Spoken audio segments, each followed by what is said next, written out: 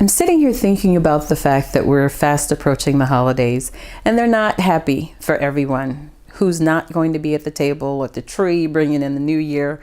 All of those things are what's going through people's heads. And I know grief. I know all about grief. I had an uncle who passed away. On our way home from his funeral, his only son was killed in a car accident, coming home from his own father's funeral. On the other side of my family, I had an aunt that passed away. While we're making arrangements for her services, her son, who was also her caregiver, passed away. It happened so quickly that even the funeral home was confused. They called us apologizing because they had someone there who had the same address as my aunt. And the thing that took me down, that taught me everything I know about grief, was when my uncle, who was the eldest member of my family, passed away, and my boyfriend passed away within 2 days of each other. That was a riptide for me. It floated me out into the middle of nothing. My depression was so deep, I didn't eat, I didn't hear, I didn't even know it was possible to be alive and not have a thought in your head.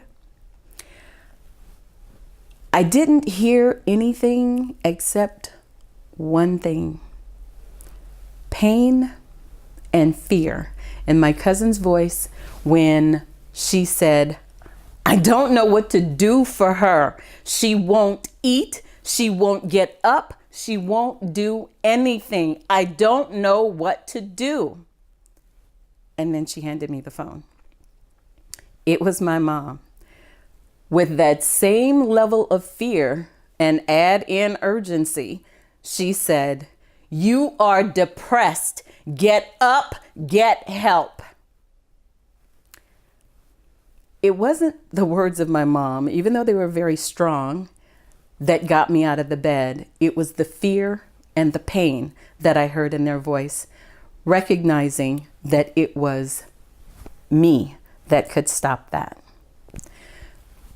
So I did. I started doing anything and everything I could to try to get the help for myself. I called my employer. I got a grief counselor too, actually, to try to help me work through this. I was talking to priests. I was talking to ministers. It was not about religion. I needed to help myself. And in the end, I realized I was still standing and I had to help myself. I recognized that there was a pattern. I had been through all of these things before, but there was a pattern in my recovery. So I started writing it down because I didn't want to go through this ever again in my life. Not like this. This was scary. When I wrote it down, I wrote it into what is my 7 stages of hope.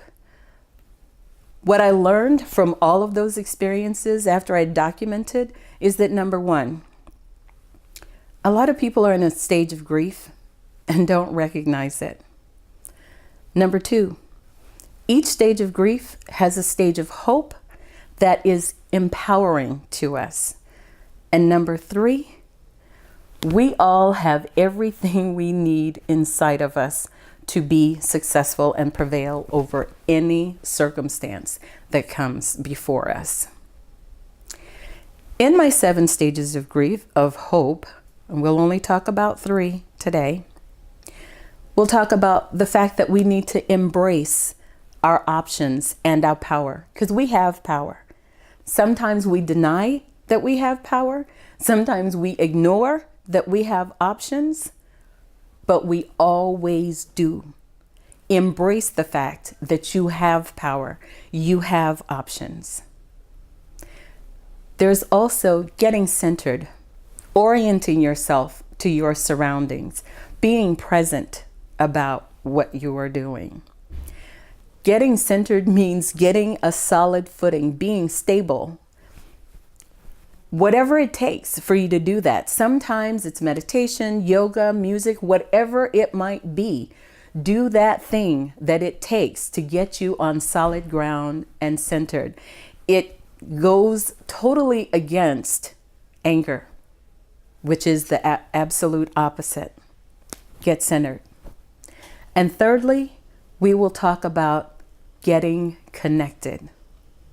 The first thing we do and the worst thing we do for ourselves is if we feel like we're not at our best, we sequester ourselves. The worst punishment in any penal system is solitary confinement.